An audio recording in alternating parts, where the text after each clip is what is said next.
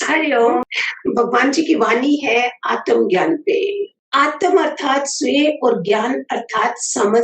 आत्मा ज्ञान का अर्थ हुआ स्वरूप की समझ, अपने आप की समझ। जो जब मैं पैदा हुई मुझे किसने नहीं बताया था, तो गुरु आके मुझे अपने आप की समझ बताते हैं। गुरु नानक देव ने कहा है, हऊ में रोग दीर्घ रोग है, अर्थात ये कभी बहुत बड़ी बीमारी है। हऊ में रोग, ये दुनिया परमात्मा की रास लीला है, किंतु ये विचित्र लीला केवल उन्हें दृष्टिगोचर होता है जो अभिमान से रहित है। अभिमान होगा तो हमें अपना स्वरूप नहीं दिखाई देता।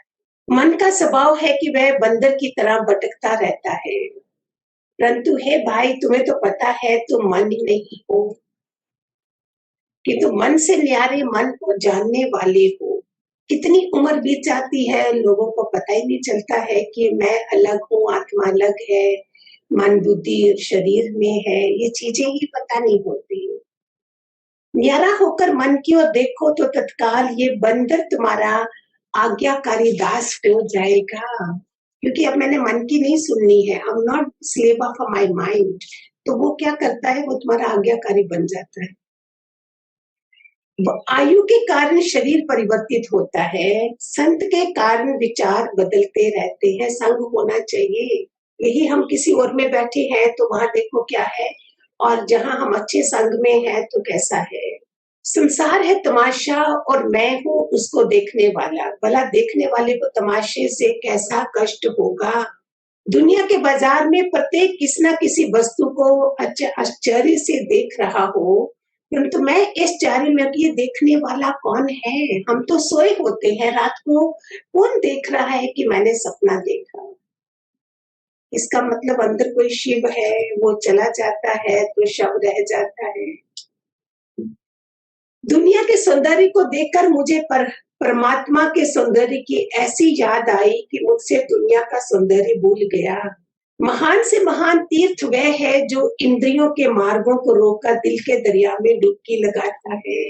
आत्मा ऐसी विलक्षण वस्तु है जिसे पकड़ा नहीं जाता। जो पकड़ा जाता है वह अनात्मा है, और जो उसे पकड़ता है वह आत्मा है। गोपियां कृष्ण को पकड़ नहीं सकती, क्योंकि वह स्वयं पकड़ने वाला था। जिसे मैं सारी आयु बाहर खोज रहा था, वह आखिर मैंने देखा कि दिल के भीतर बैठा है। हर किसी ने एंड में जाना, अरे वो तो इधर ही था, वो मेरे अंदर ही था। दुनिया का सौंदर्य तुम्हारे स्वरूप के सौंदर्य का एक कण है। यदि अपने सौंदर्य को देखो तो अन्य समस्त सौंदर्य तुमसे भूल जाए। यदि जीव अपने में प्रसन्न रहे तो दुनिया की कोई चीज जो है वो उसे खुशी और विचार में नहीं ला सकती है। अगर मुझे अपने स्वरूप का पता चल जाए, ऐसी कोई वस्तु नहीं जिसमें मैं ना हो। जड़ वस्तुएं भी यदि बोलती तो कहती मैं। इस प्रकार मैं से बाहर कुछ भी नहीं है।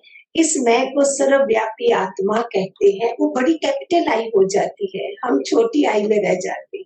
अभिमान तब होता है जब स्वयं को सीमित समझा जाता है। यदि अपने को असीम समझा जाए तो खुद ही किसकी है। देखने वाले को कौन देखे, जानने वाले को कौन जाने। अपने प्यार को मैंने कहा, तुम्हारे दर्शन की मुझे बहुत प्यास है। उसने कहा कि अपने आप को देखो तो वो तुम्हारी वह प्यास बुझे। कितना दूर थे हम अपने आप से, कितने जन्म हम आते रहे, मुझे कोई बताने वाला नहीं था। कितने करोड़ों जन्मों के बाद मैंने सोचा कि मुझे ऐसा जन्म मिला है जहां मुझे अपने आप का पता चला है कि मैं कौन हूँ। कितनों की दुआएं लगी होंगी, कितनों के आंसू पहुंचे होंगे कि किसी ने दुआ दी और कोई गुरु मिल जाता है और उससे अपना जीवन बदल जाता है, विचार शुद्ध हो जाते हैं, जीवन सुंदर बन जाता है।